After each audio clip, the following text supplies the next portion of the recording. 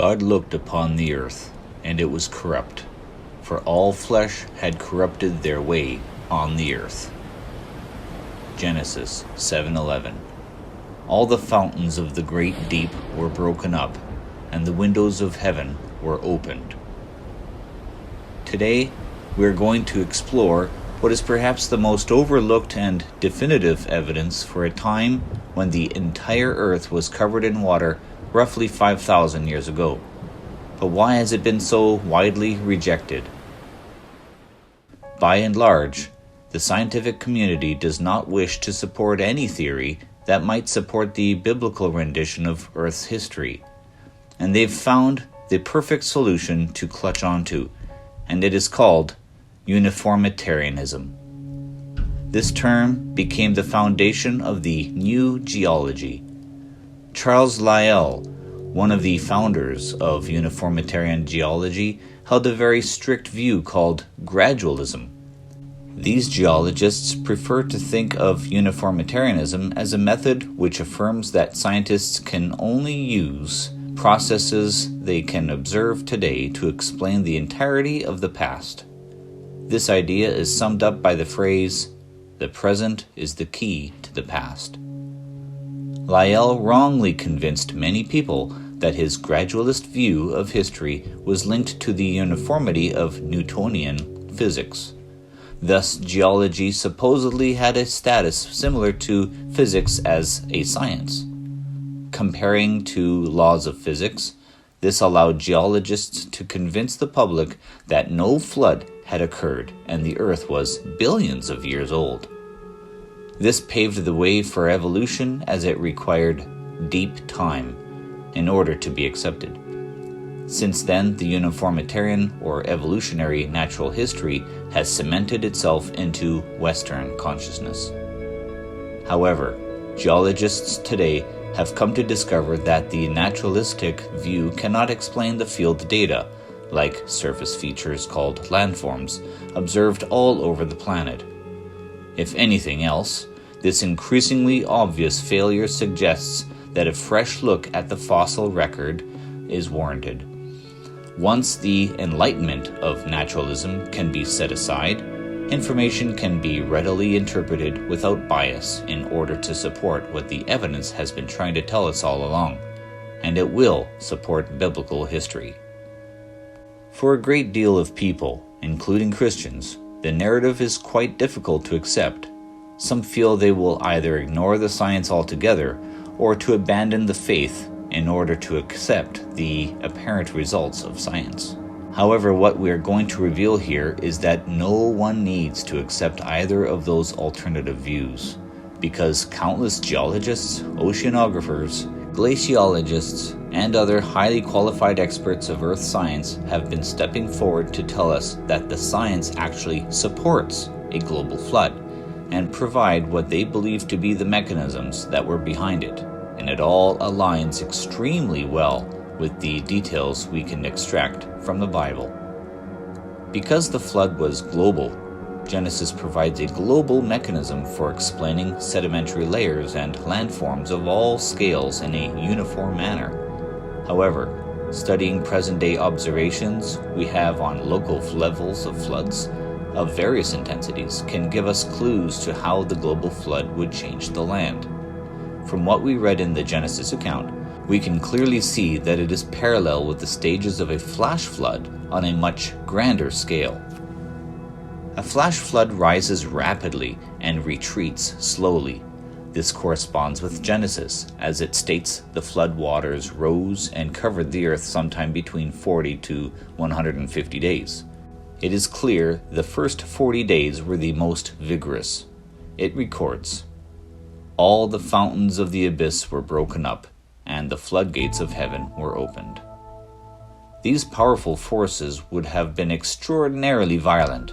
Hence, we would expect a rapid rise of water and much geological activity. This first phase of rapid rise is called the eruptive phase. The second is the ascending phase, where the water rose more slowly. The third phase is peak levels of flood, called the zenithic phase. This could have lasted anywhere from just 1 day up to 60 days. There are 2 stages in the retreating phase of the flood: the abative or sheet flow stage and the dispersive or channelized flow stage. This is the wide currents that began draining the floodwater off the continents soon after day 150. At that point, there would have been few to no mountains and plateaus showing above the floodwater. During the abative, continents rose while the ocean bed sank, allowing the water to flow down and creating today's oceans and seas. It is the catastrophic effects on the geology that we will take a look at now. Here, I present the scientific argument for how sedimentary rocks and fossils are powerful evidence for the Great Flood. We will be looking at the biblical timescale created by Dr. Tasman Walker and explain a number of important geological features. The eruptive phase would have been accompanied by tremendous tectonic and volcanic activity.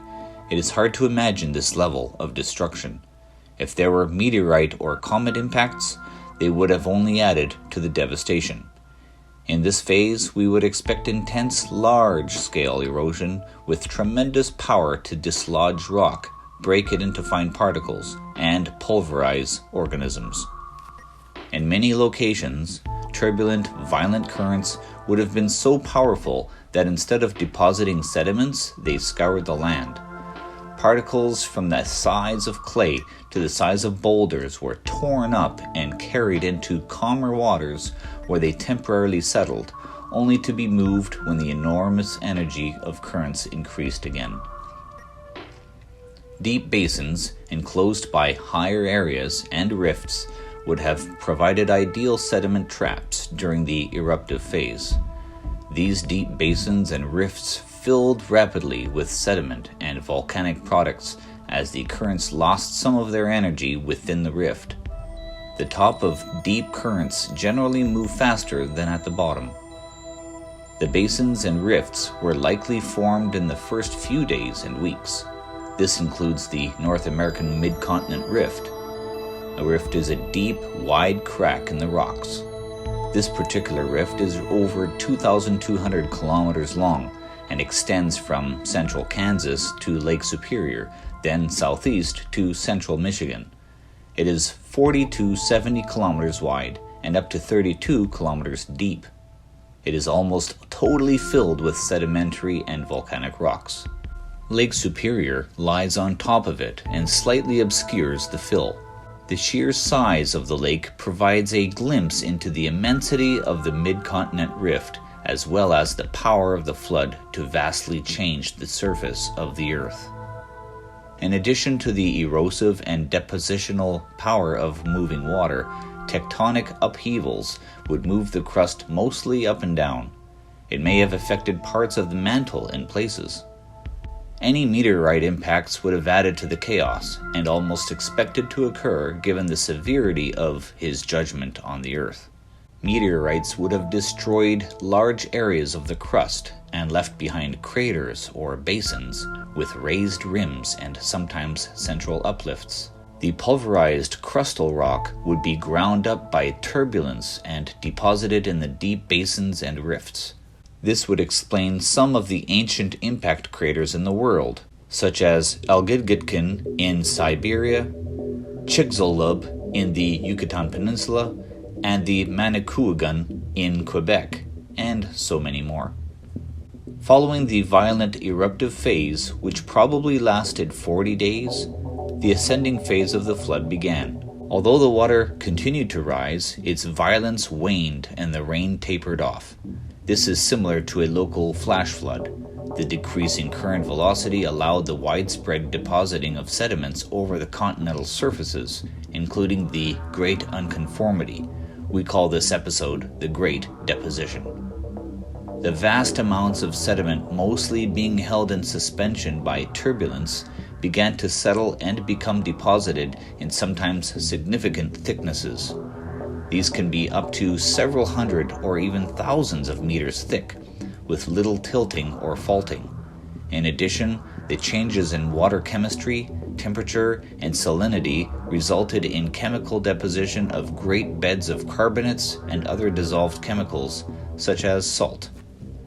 These sedimentary rocks on the continents today average 1,800 meters in thickness. This provides evidence of a catastrophe of great magnitude, not slow processes over millions of years. The Grand Canyon reveals 1,220 meters of nearly undeformed, flat-lying Paleozoic rock. North of the canyon is the Grand Staircase. It is left over from the vast erosion of about 3,000 meters of sedimentary rock that once covered the top of the canyon. The sedimentary rocks in the staircase are dated as Mesozoic and are also essentially undeformed from when they were first deposited. Before the Grand Canyon was cut, there was about 4,270 meters of sediment that had quickly turned into sedimentary rock. This is a sign that the area at one time was covered with deep water and slow currents with very little turbulence. This is very significant since these layers are claimed to have been deposited over hundreds of millions of years. If that were true, the rocks would have been cut up by the stream and other forms of water erosion. The Grand Canyon itself was cut out much later after the flood, when a massive lake broke free and drained westward along the Colorado Plateau, rapidly carving out the canyon we see today. We've observed this process in 1980, when water and mud carved out the Little Grand Canyon in just a matter of hours. In it we see similar layers of strata along the inner walls, cut down from the surface to its base, deep in the valley. So, how was all this sediment hardened into hard rock in the strata we find all over the world? The thick accumulation of sediments would rapidly become compacted because of their weight. Being filled with water, the compaction would cause the expulsion of water under high pressure.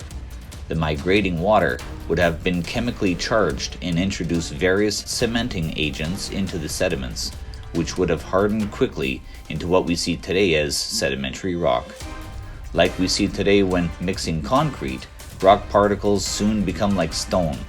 These cementing agents include silicon dioxide and calcium carbonate. This resulting stone cannot be explained by the simple millions of years erosion.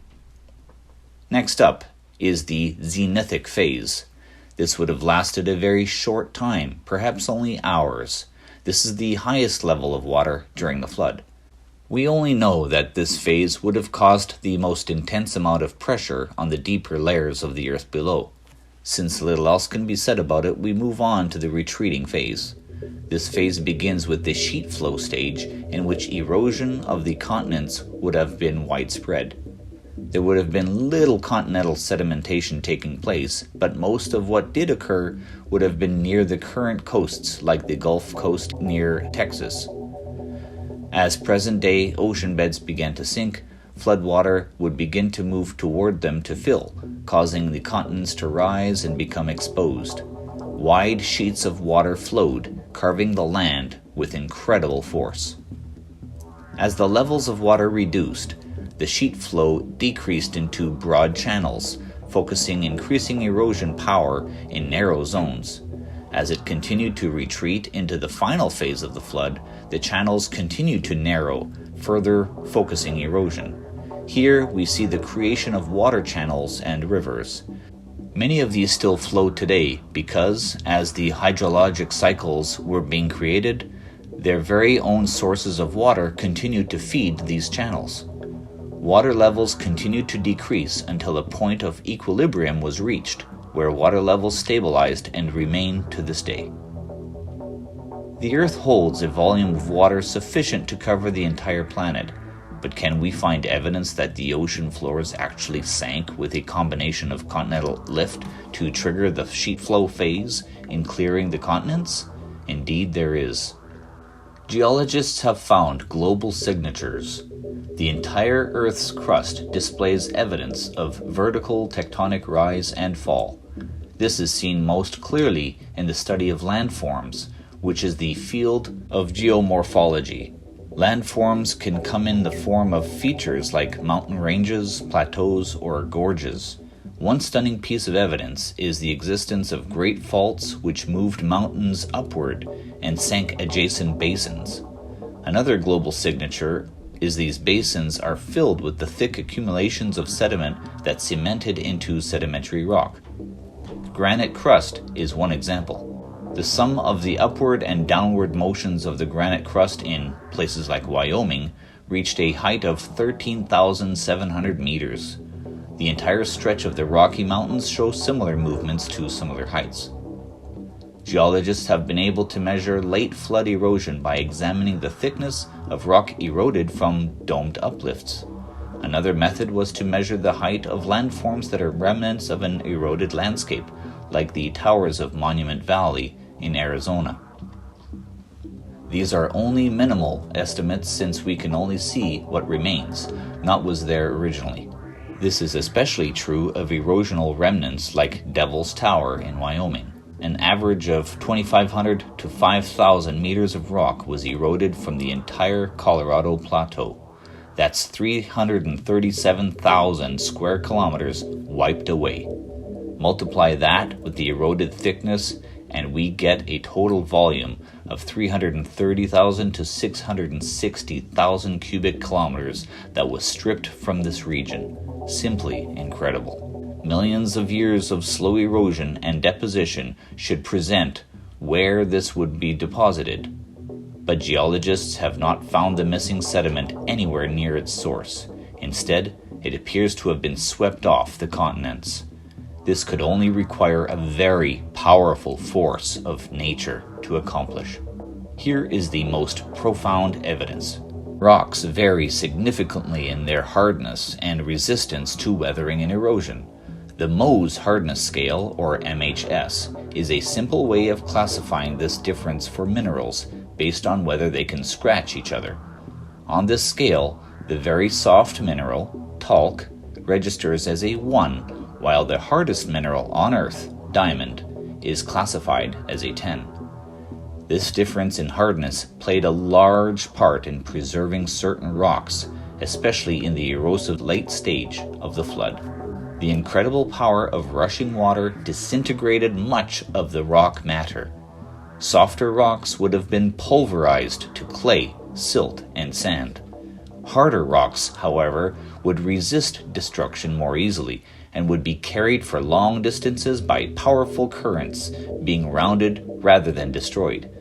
Therefore, we should expect to find hard, rounded rocks of large size that show evidence of transport over long distances, much farther than any modern stream, river, or glacier from the Ice Age that could carry them. The flood model predicts this, and that is exactly what is found in the rock record. All over the world, hard rocks are found carried hundreds of kilometers from their nearest sources. They typically range from gravels to cobbles, and sometimes even boulders. The fact that they're mostly well-rounded indicates that it was water that transported them, just like the rounded rocks observed in a river. In 2 locations, in Idaho and Wyoming, hard quartzite rocks reach thicknesses of 4,575 meters, and the top of the deposit shows an evidence of erosion that suggests they were originally even thicker. Quartzite is a hard metamorphic rock formed under intense heat and pressure during deep burial. Thick layers formed in the western Rocky Mountains, such as 600 meters of bedded quartzite observed north of Challis, Idaho, have been uplifted, eroded, and transported as far as Manitoba, 1,300 kilometers away, while others have been found to be transported westward to the Pacific Ocean, 640 kilometers away. No rivers that we know today could carry these rocks such distances. Scientists can estimate the velocity of a flood current from the size of the rocks the current transported. Heavy rocks like the quartzite gravels, cobbles, and boulders would require very energetic currents. This is reinforced by the presence of percussion marks on many of the rocks. These are caused by one rock impacting another in a violent, turbulent current. Since quartzite is one of the hardest rocks in the world, tremendous turbulence would be required to generate the kinds of impacts that would leave such marks and cracks on their surfaces. Such marks do not form today on these rocks, not even in flash floods or boulders carried over waterfalls. Calculations show that these marks require currents moving at over 160 kilometers an hour.